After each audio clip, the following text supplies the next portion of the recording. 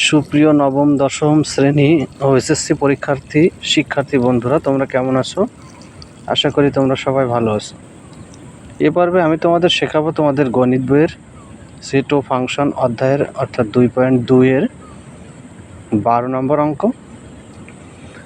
তো 12 নম্বর অঙ্কে বলছে f of x সমান x4 প্লাস 5x মাইনাস 3 হলে f of -1, f of 2 এবং f of হাফ এর মান নির্ণয় করো।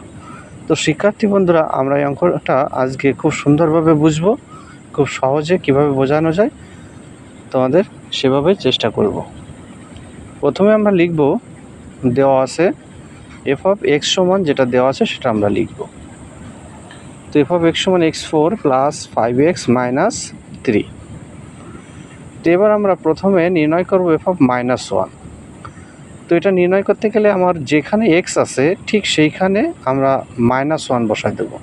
তো -1 এর পাওয়ার 4 প্লাস 5 ইন্টু -1 মাইনাস 3। তো এখানে দেখো যে x এর স্থানে শুধুমাত্র -1 বসেছে। তো -1 এর পাওয়ার 4 হলে 1 হয়, প্লাসে মাইনাসে -5 মাইনাস 3। তো এখানে 1 মাইনাস হচ্ছে 8 সমান -7। এটা হচ্ছে আমাদের প্রথমটার অ্যান্সার। আশা করি শিক্ষার্থী বন্ধুরা তোমরা বুঝতে পারছো। এবার আমরা নির্ণয় করব f of 2। f of 2 নির্ণয় করতে গেলে আমরা x এর জায়গায় শুধু 2কে বসিয়ে দেব। তো f of 2 সমান, দেখো x এর জায়গায় যদি আমরা 2কে বসাই দিই তাহলে 2 এর পাওয়ার 4, তারপর প্লাস 5 ইন্টু 2 মাইনাস 3। তো 2কে ক্যালকুলেশন করলে আমাদের আসে 4, দুটো 4 গুণ করলে আমাদের আসে 16। অর্থাৎ আমরা 4টে 2 গুণ করব। প্রথম দুটো 2 গুণ করলে 4, দ্বিতীয় দুটো 2 গুণ করলে 4, 4 আর 4 গুণ করলে 16। তাহলে 2 এর পাওয়ার 4 বলতে আমরা কত বুঝি? 16কে বুঝি। তারপর প্লাস 5 দুগুণে 10 মাইনাস হচ্ছে 3। তো 16 আর 10 হচ্ছে 26, তারপর হচ্ছে -3। তো 26 থেকে -3 গেলে 23। তো এটারও উত্তর হয়ে গেল। আশা করি শিক্ষার্থী বন্ধুরা এটাও তোমরা ভালোভাবে বুঝতে পারছো। এবার আমরা করব f of হাফ। তো এখানে x এর জায়গায় আমরা হাফ বসাবো, অর্থাৎ 1/2 বসাবো। তো x এর মান যখন 1/2 বসাবো তখন দেখো 1/2 তারপর 4 লিখব, প্লাস 5 ইন্টু 1/2, তারপর আছে -3। তো 1 এর পাওয়ার 4 করলে হয় 1, 2 এর পাওয়ার 4 করলে আসে 16। তারপর প্লাস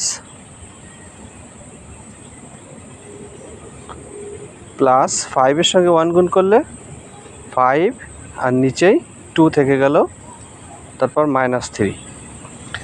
এবার আমরা 16 এবং 2 এর লসাগু হচ্ছে 16, আমরা সেটাকে বসাবো। তাহলে 16 দিয়ে 16কে ভাগ করলে 1 হয়, আর 1 দিয়ে 1কে গুণ করলে 1, প্লাস 2 দিয়ে 16কে ভাগ করলে 8 হয়। 8 দিয়ে যদি আমরা 5কে গুণ করি তাহলে 40, তারপর মাইনাস, সরাসরি 3 এর সঙ্গে 16 গুণ হয়ে যাবে, 3 16 48।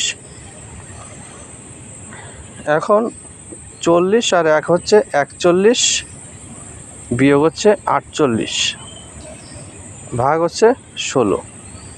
তো আমরা বিয়োগ করলে কত পাচ্ছি? 48 থেকে 41 চলে গেলে থাকে -7/16। এটাই হচ্ছে আমাদের এটার অ্যান্সার। আশা করি তো শিক্ষার্থী বন্ধুরা তোমরা বুঝতে পারছো। তো পরবর্তীতে আবারও তোমাদের সাথে দেখা হবে কোনো এক অনলাইন ক্লাসে। তো সে পর্যন্ত তোমরা ভালো থেকো, সুস্থ থেকো। তোমরা যারা আমার পূর্বের অনলাইন ক্লাসগুলো দেখোনি অথবা এই অধ্যায়ের ক্লাসগুলো দেখোনি, তোমরা অবশ্যই ক্লাসগুলো দেখবে। আর যারা আমার চ্যানেলে নতুন তারা আমার চ্যানেলকে অবশ্যই সাবস্ক্রাইব করবে।